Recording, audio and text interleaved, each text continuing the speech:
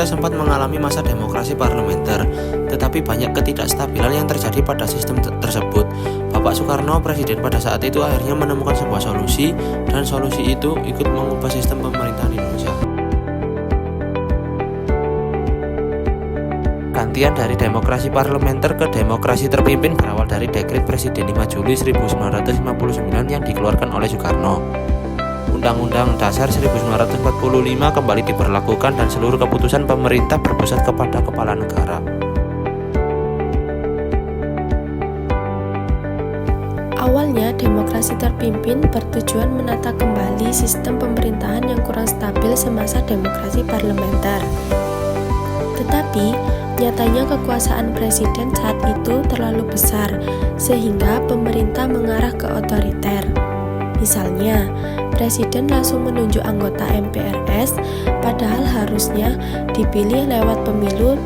Lalu, pengangkatan presiden seumur hidup padahal seharusnya dipilih 5 tahun sekali sesuai Undang-Undang 1945. Terkait pelaksanaan politik luar negeri, ada beberapa contoh. Pertama, ALDEFO, The All Established Forces, adalah sebutan untuk negara barat yang sudah mapan ekonominya sejak lama dan biasanya kapitalis.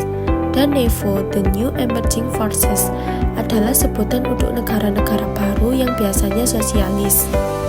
Nah, di masa ini Indonesia lebih condong kerjasama dengan NEVO. Kedua, sempat ada konfrontasi dengan Malaysia yang dipicu proklamasi berdirinya Federasi Malaysia di tahun 1963. Soekarno menentangnya saat itu karena kejadian tersebut dianggap sebagian dari rencana Inggris untuk mengamankan kekuasaan di Asia Tenggara. Akhirnya hubungan diplomatik mereka pun terputus. Lalu Soekarno mengeluarkan Dwi Korah di tengah ketegangan yang terjadi. Malaysia dicalonkan sebagai anggota tidak tepat Dewan Keamanan PBB. Kejadian ini memicu Indonesia keluar dari PBB pada tahun 1965. Indonesia Belanda bubar di tahun 1956. Beberapa tahun setelahnya, hubungan diplomatik pun terputus.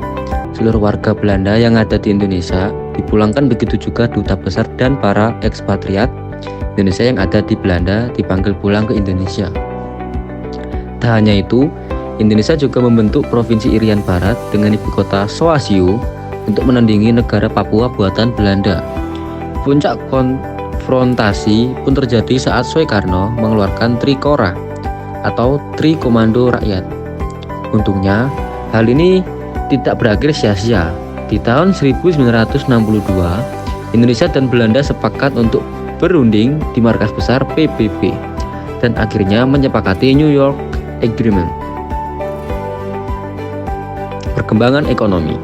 Situasi ekonomi di awal masa demokrasi terpimpin tidak terlalu bagus. Karena itu, Soekarno mempraktikkan sistem ekonomi terpimpin dengan terjun langsung mengatur perekonomian. Pertama, beliau membentuk Dewan Perancangan Nasional yang dibentuk Muhammad Yamin. Tegas Dewan adalah sebagai berikut.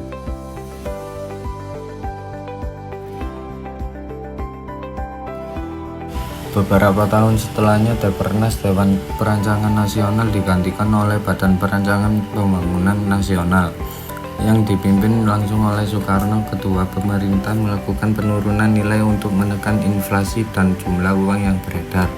Saat itu, uang Rp500 hanya bernilai Rp50 dan uang Rp1.000 hanya bernilai Rp100.